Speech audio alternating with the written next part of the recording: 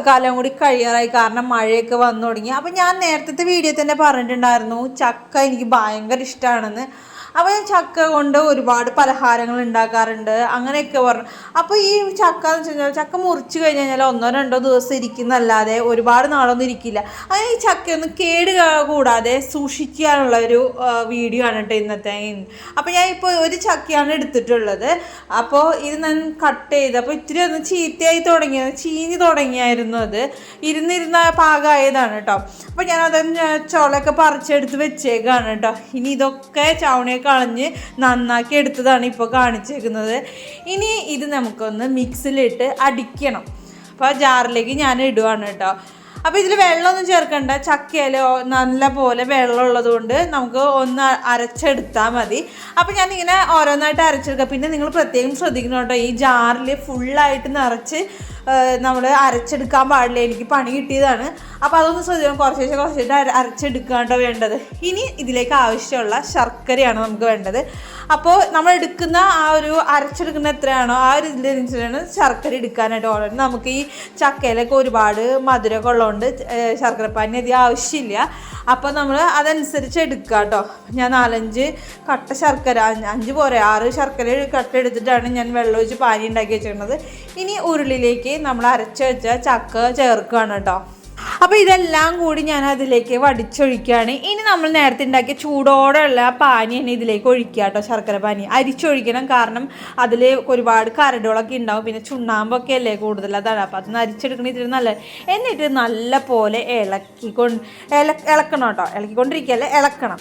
പിന്നെ ഇതിൽ മെയിനായിട്ട് ഞാൻ പറഞ്ഞിട്ടുണ്ടായിരുന്നു, മാമ്പഴത്തിൻ്റെ ഒരു സംഭവം ചെയ്തപ്പോൾ ഞാൻ പറഞ്ഞു ഇളക്കിക്കൊണ്ടിരിക്കണം, അടി പിടിക്കുമെന്ന്.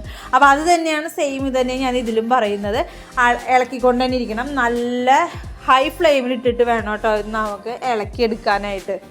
അപ്പോൾ ഈ ഒരു ചക്കയുടെ കാര്യം പറയുകയാണെങ്കിൽ, ഈ ചക്ക നമുക്ക് എത്ര നാൾ വേണമെങ്കിലും കേടുകൂടാതെ നമുക്ക് സൂക്ഷിക്കാൻ പറ്റും കേട്ടോ. ഞാൻ നേരത്തെ ഒരു മാമ്പഴത്തിന് ചെയ്ത പോലെ തന്നെയാണ് ഇതും. അപ്പോൾ അതിൽ ഞാൻ എങ്ങനെയാണോ ചെയ്തത് അത് തന്നെയാണ് നമ്മൾ ഈ ചക്കയിലും ചെയ്യുന്നത് തന്നെ. പിന്നെ ചില ആളുകൾ ഇതിൽ ഏലക്കാപ്പൊടിയൊക്കെ ഇടാറുണ്ട്. അത് നിർബന്ധമൊന്നുമില്ല, വേണമെങ്കിൽ ഇടാം, സ്മെല്ലൊക്കെ വരാൻ വേണ്ടിയിട്ട്. അപ്പോൾ നമ്മൾ ഈ സംസാരിച്ചുകൊണ്ടിരിക്കണമെങ്കിൽ ഇളക്കിക്കൊണ്ട് തന്നെ ഇരിക്കണം കേട്ടോ. പിന്നെ പ്രത്യേകം ശ്രദ്ധിക്കുക, ഇത് ഇളക്കിക്കൊണ്ടിരിക്കുമ്പോൾ മേലേക്ക് തെറിക്കാതിരിക്കാൻ പ്രത്യേകം ശ്രദ്ധിക്കണം കേട്ടോ. അപ്പോൾ ഞാൻ കയ്യിൽ തുണിയൊക്കെ ചുറ്റിയിട്ടാണ് അവസാനമൊക്കെ ആയപ്പോൾ ഞാൻ ഇറക്കിക്കൊണ്ടിരുന്നത്. കാരണം നല്ല പോലെ പൊട്ടിത്തെറിക്കുന്നുണ്ടായിരുന്നു, വെള്ളം ഇങ്ങനെ തെറിച്ച് നിൽക്കുന്നുണ്ടായിരുന്നു. അപ്പോൾ കൈയൊക്കെ നല്ല പൊള്ളുന്നുണ്ടായിരുന്നു കേട്ടോ. അപ്പോൾ കുട്ടികളൊക്കെ ഇനി ഒന്ന് മാറ്റി നിർത്തുക, നമ്മൾ ചെയ്യുമ്പോഴും ഒന്ന് അകന്നു നിന്നൊക്കെ ചെയ്യുക കേട്ടോ. അപ്പോൾ ഇത് ഏകദേശമൊക്കെ ഒന്ന് വറ്റി വരുന്നുണ്ട്.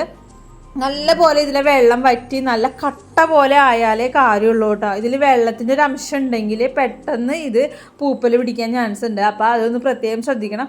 എന്തായാലും ഉരുളിയിലൊക്കെ ചെയ്യുന്നതായിരിക്കും ഇത്തിരി അടികട്ടിയായിട്ടുള്ള ഏത് പാത്രത്തിൽ ചെയ്യുകയാണെങ്കിലും നന്നായിരിക്കും കേട്ടോ.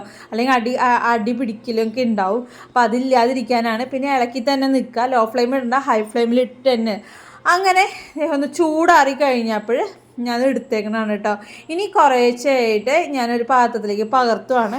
അപ്പം എനിക്കിതിൽ വേറൊരു കാര്യം കൂടി പറയാനുള്ളത്, നല്ല അടച്ചുറപ്പുള്ള ഒരു പാത്രത്തിൽ വേണം കേട്ടോ ഇത് സൂക്ഷിക്കാനായിട്ട്. അപ്പോൾ ചൂടാറിയ ശേഷം മാത്രമാണ് നമ്മളൊരു പാത്രത്തിലേക്ക് മാറ്റുന്നത്. ഇപ്പം എനിക്കിതിൽ ഇതേപോലെ തന്നെ കുറച്ചും കൂടി ചെയ്യാനുള്ളത് കൊണ്ട് ഞാനിപ്പോൾ ഒരു പാത്രത്തിലേക്ക് മാറ്റുന്നേ ഉള്ളൂ. അപ്പോൾ ഇത് നിങ്ങൾ പ്രത്യേകം ശ്രദ്ധിക്കണമെന്ന് വെച്ചാൽ നല്ല അടച്ചുറപ്പുള്ളൊരു പാത്രത്തിൽ തന്നെ ഇത് പകർത്തിയിട്ട് നല്ലോണം അടച്ച് ഫ്രിഡ്ജിൽ സൂക്ഷിക്കുന്നതാണ് നല്ലത് കേട്ടോ. അപ്പോൾ അതൊരു പ്രത്യേകം ശ്രദ്ധിക്കുക. അപ്പോൾ നല്ല സൂപ്പറായിട്ടുള്ള ചക്കവരട്ട് തന്നെ റെഡി ആയിട്ടുണ്ട്. ഇനി ഇതുകൊണ്ട് നമുക്ക് എന്ത് പലഹാരം വേണമെങ്കിലും ഉണ്ടാക്കാം. അപ്പോൾ കാലത്തെ ഈവനിങ്ങോ എന്ത് പലഹാരമായിട്ട് ഉണ്ടാക്കാം കേട്ടോ. അപ്പോൾ ഇതെല്ലാവരും ഒന്ന് ട്രൈ ചെയ്യേ വേണം.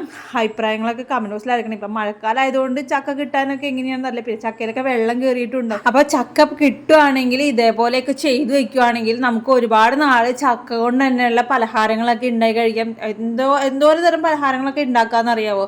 അപ്പോൾ ഇത് മസ്റ്റായിട്ടും ചെയ്യുക. ഇത് ഒരുപാട് നാൾ നമുക്ക് കേടാകൊണ്ടിരിക്കും. ഏകദേശം കുറഞ്ഞത് ഒരു 6 മാസമെങ്കിലും ഇരിക്കും കേട്ടോ.